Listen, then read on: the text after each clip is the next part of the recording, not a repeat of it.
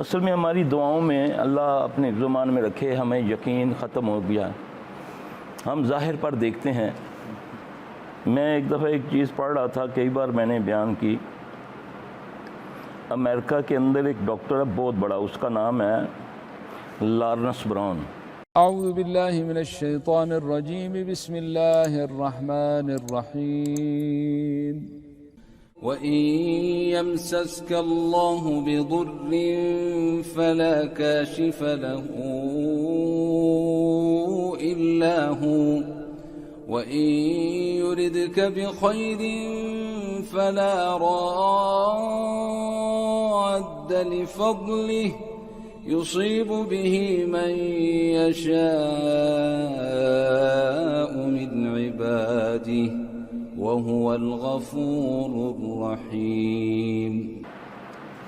1989 میں اس کی شادی ہوئی. اس کو اللہ نے ایک بیٹی دی.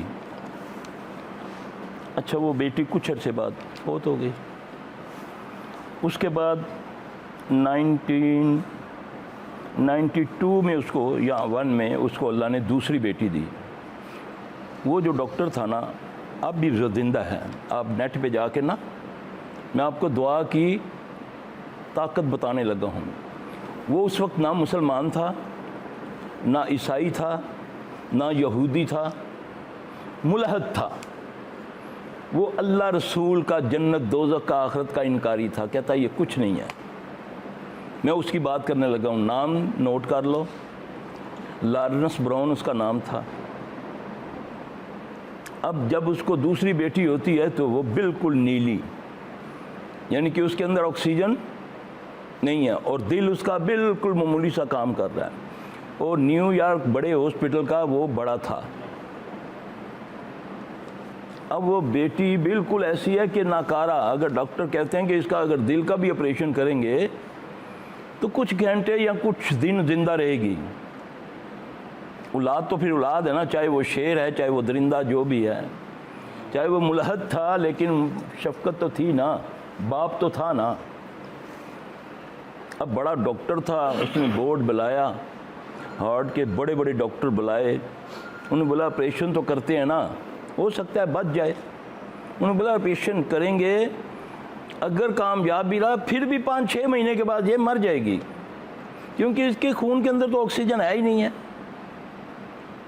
اچھا, ڈیسائیڈ یہ ہوا کہ بہرحال تم بڑا آدمی تھا, آپریشن کرو. اب وہ کہتا ہے کہ میں آپریشن کا کہہ کر, اب میری بیٹی تھی, پیدا ہوئی تھی, چند گھنٹوں کی تھی. میں نہیں دیکھ سکتا تھا کہ اس کا کیسے چیر پھاڑ کرتے ہیں, ہارٹ کا آپریشن کرنا تھا. کہتے ہیں میں بے چینی سے آپریشن تھیٹر سے باہر آ کر میں اس کوریڈور کے اندر چلنا شروع ہو گیا, جیسے آدمی بے چینی میں ہوتا ہے نا. کہتا وہاں پر ایک کمرہ تھا, پرے روم لکھا ہوا تھا, یعنی کہ عبادت کا کمرہ. وہاں پر یہودی عیسائی جو چاہے, یہ نہیں لکھا تھا کہ یہ مسجد ہے. جو بھی جائے اپنے طریقے سے عبادت کرے. کہتا ہے میں نے بولا کہ یہ میں چیک تو کروں اللہ ہے بھی ہے کہ نہیں. یہ جو سارے کہتے ہیں اچھے اچھے بھلے آدمی جاتے ہیں, وہ کہتا ہے میں تھوڑی سی بے چینی بڑی میری, میں کمرے میں چلا گیا. کمرے میں جا کر میں نے 2 زانوں بیٹھا تو میں نے مخاطب کیا اللہ کو, کیا اللہ اگر تو ہے تو ثابت کر کہ تو ہے, میری بیٹی کو ٹھیک کر دے. ناممکن ہے کہ وہ ٹھیک ہو, میڈیکل لائن میں ناممکن ہے کہ یہ ٹھیک ہو. تو اللہ اس کو, وہ ملحد ہے یہ میں آپ کو بتا دوں, اس وقت تک دعا وہ مانگ رہا ہے اور نعوذ باللہ یہ کر رہا ہے کہ اگر تو ہے. یہ آپ نا نیٹ پہ ڈالیں گے نا اس کا نام تو آپ کو یہ سارا ملے گا. کاش ہمارا یقین بن جائے اللہ پر, اپنے اوپر یقین آ جائے کہ میں جس سے مانگ رہا ہوں میرا اس سے رابطہ ہے. یہ کوئی ضروری تھوڑی ہے کہ جو کثرت سے ریاضت کرتا ہے اس کا رابطہ ہوتا ہے. وہ تو سب کا رب ہے. بس خلوص دل سے ایک بار پکارو تو صحیح اس کو, ایک بار تو پکارو. اب وہ ملحد ہے, اللہ رسول پر یقین بھی نہیں ہے, تو وہ دعا کیسے مانگ رہا؟ کہتا ہے 15 منٹ کے بعد میرے آنسو بھی نکل آئے۔ اب میں اٹھا، میں جا کر دیکھا، میں نے کہا کہ کافی دیر ہوگی آپریشن تھیٹر میں جب گیا تو ڈاکٹر اس بچی پر جھکے ہوئے ہیں، حیران پریشان ہوئے ہیں کہ سر یہ پتہ نہیں کیا ہوا ہے، ایک دم اس کا رنگ بھی ٹھیک ہو گیا، ہارٹ بھی اس کا کام کر رہا، ہر چیز اس کی ٹھیک کر رہی ہے۔ اللہ نے دکھائی نا اپنی برہان، طرف تھی نا اس کے اندر۔ اللہ تو سب کا ہے نا، رب تو وہ سب کا ہے۔ اب کہتا ہے کہ میرے دل میں خلش پیدا ہوئی کہ میں دیکھوں کہ یہ جو لوگوں میں گروہ بندی ہے، کوئی یہودی بنا ہوا ہے، کوئی عیسائی بنا ہوا ہے، کوئی کچھ بنا ہوا ہے، تو ان میں کون صحیح ہے؟ کہتا ہے میں گیا یہودیوں کے پاس، یروشلم تک گیا، اسرائیل تک گیا، میں نے تحقیق شروع کی ان کی کتابوں کی، دل مطمئن نہیں ہوا۔ پھر میں عیسائیوں کے پاس گیا، اٹلی تک گیا، بڑے بڑے جو ہیں ان کو بھی میں ملا، لیکن میرا دل مطمئن نہیں ہے۔ پھر میں انڈیا آیا، وہاں پر میں نے ہندوؤں کو جانچا، ان کی تحقیق کی، لیکن میں مطمئن نہیں تھا۔ پھر میں چائنا چلا گیا، وہاں بدھ مذہبوں کو میں نے دیکھا، بے چین ہو کے واپس آ گیا۔ واپس میں اپنے ملک میں آیا تو ایک دن ایک چھوٹی سی مسلمانوں کی عبادت گاہ تھی، مسجد نا، تو کہتا ہے میں نے بولا کہ یار دیکھوں، ان کو دیکھوں یہ کیا ہے، حالانکہ مجھے سب سے زیادہ نفرت مسلمانوں سے تھی۔ کہتا ہے میں مسجد میں جانے لگا ہوں تو ایک دم میں ڈر کے پیچھے ہٹ گیا ہوں۔ پھر میں نے جا کے اس کی جیسے ہی اندر داخل ہونے لگا ہوں، پھر میں نے کوشش کی تو ایسے لگا کہ جیسے کوئی ٹھنڈی چیز میرے سینے میں آئی ہے۔ کہتا ہے میں اندر نہیں جا سکا، ڈر گیا اس ٹھنڈک کی وجہ سے۔ میں نے دل میں سوچا کہ یار ان کی کتاب ہے ایک قرآن نا، میں اس کو ذرا پڑھتا ہوں۔ کہتا ہے جب میں نے قرآن کی سٹڈی شروع کی تو میرا اللہ دل کھولتا گیا۔ آج اس نے 8 کتابیں اسلام کے اوپر لکھی ہیں۔ میرے بھائی مایوس نہ ہوا کرو، دیکھو اللہ نے اس کو ہدایت دینی تھی، وہ طریقہ کیا تھا؟ یہ اللہ کا فضل ہوتا ہے۔ کوئی تکلیف بھی آ جائے تو اگر اس پر صبر کرو گے تو یہ سمجھو، کیونکہ نبی صلی اللہ علیہ وسلم نے فرمایا کہ مومن کو کانٹا چبھنا اور اس کا اس پر شکر کرنا۔ کانٹا چبھ جائے، ہمیں تو یہ ہے نا کہ کوئی چیز ہوئی تو ایک دم گالی دیتے ہیں، ٹھیلا لگ گیا ہاں جی تاں گالی، گاڑی کا ٹائر پنچر ہو گیا، ٹائر پنچر والے کو بھی گالی، گاڑی والے کو بھی گالی، اپنا بھی پیر پنیا، گڈی بھی زور دے ماری، دروازہ کھولا ہے۔ مومن کی شان یہ ہے کہ اسے پہ اگر کوئی پریشانی آئے تو اس پر اللہ کا شکر ادا کرے۔ ان مع العسر یسرا، ان مع العسر یسرا، ہر مشکل کے بعد 2 آسانیاں پیدا کرتا ہے میرا اللہ۔ اللہ تعالیٰ کی طرف سے اگر بیماری بھی اللہ کی طرف سے، شفا بھی اللہ کی طرف سے۔ اگر کوئی تکلیف آئی ہے تو سمجھیں کہ اگر آپ نے اس پر صبر کیا، ہاں اس کا تدارک کریں گے، آپ بیمار ہیں تو دعائیں وغیرہ لیں گے، لیکن آپ نے اس میں اللہ کی ذات کو نعوذ باللہ برا بھلا نہیں کہنا، نہ اپنی تقدیر کو کوسنا ہے۔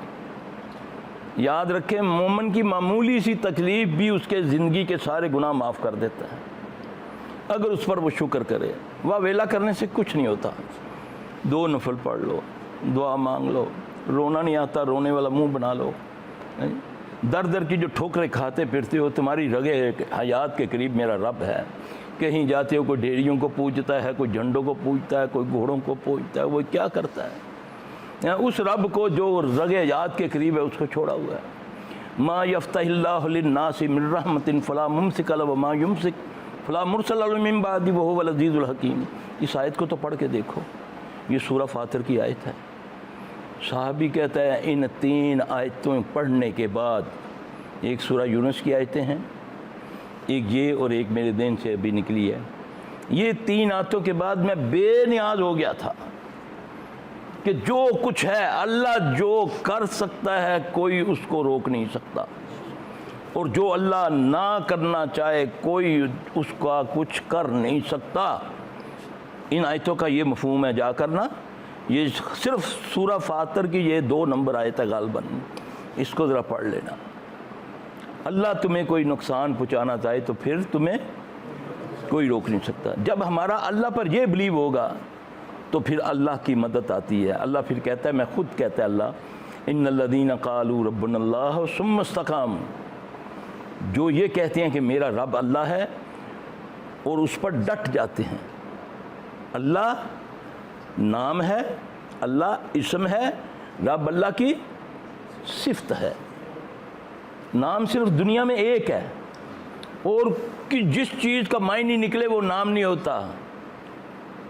یاد رکھنا، وہ صرف کائنات میں ایک اللہ ہے، اس کا کوئی ترجمہ نہیں. باقی جتنی ہیں رحمان و رحیم، ملک القدوس السلام المؤمن المہیمن العزیز الجبار المتکبر، یہ اللہ کی صفاتیں ہیں. تمہیں یہ حکم ہے کہ میری صفتوں کے ساتھ میری مدد مانگا کرو. بیمار ہو تو مجھے شافی کہہ کے یا اللہ ہو یا شافی ہو. رزق نہیں ہے، بے روزگار ہو یا اللہ ہو یا غنی ہو یا مغنی ہو.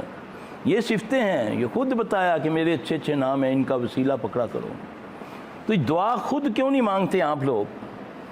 گر جاؤ نا، ذلیل کرو نا اس پیشانی کو اس کے آگے، وہ تمہیں کسی کے آگے نہیں جھکنے دے گا. ایک بار دل سے تو جھکو نا اس کے آگے. خود وہ وعدہ کرتا ہے، 5 وقت تمہیں بلاتا ہے، خود اعلان کرتا ہے، حیا علی الصلاۃ حیا علی الفلاح، آ میں آ مسجد میں آ، نماز کے لیے آ فلاح کے لیے آ، دونوں جہاں کی کامیابی میں دوں گا. میں اللہ جو مجبور نہیں ہوں، جو بے بس نہیں ہوں، جو کسی کے تابع نہیں ہوں، جسے چاہوں دو، جو چاہوں دے دوں، کوئی مجھے پوچھنے والا نہیں. وہ مجھے پکار رہا ہے، حیا علی الصلاۃ حیا علی الفلاح. پھر میں بھاگا جاتا ہوں، کوئی ڈھیڑیوں، کوئی درختوں پہ، کوئی پتھروں پہ، کوئی ہاتھوں میں پہن لیا، ہاں جی، کوئی کسی نے کچھ کروا لیا، کوئی کچھ کر لیا کہ یہ پہنوں گا تو یہ ہوگا، وہ کروں گا تو یہ ہوگا. اللہ اکبر کبیرہ. میرے بھائی، اللہ سے رابطہ 1 سیکنڈ سے بھی پہلے حصے میں ہوتا ہے. نبی صلی اللہ علیہ وسلم نے فرمایا، اللہ فرماتے ہیں اللہ کہ میرا بندہ جب ایک بار کہتا ہے یا ربی، میں 10 بار کہتا ہوں یا عبدی. وہ مجلس میں میرا ذکر کرتا ہے تو میں اس سے بہتر مجلس میں ذکر کرتا ہوں اس کا. وہ 1 قدم میری طرف آتا ہے، میں 10 قدم اس کی طرف آتا ہوں. یہ کس کو کہا اللہ نے؟ ہر اس کو جو اللہ پر بلیو رکھتا ہے کہ میرے نفع نقصان کا مالک میرا اللہ ہے، میرا مشکل کشا میرا اللہ ہے، میرا حاجت روا میرا اللہ ہے. وہ بے بس نہیں، باقی جو پیدا ہوا ہے وہ بے بس ہے، جو بھی ہے.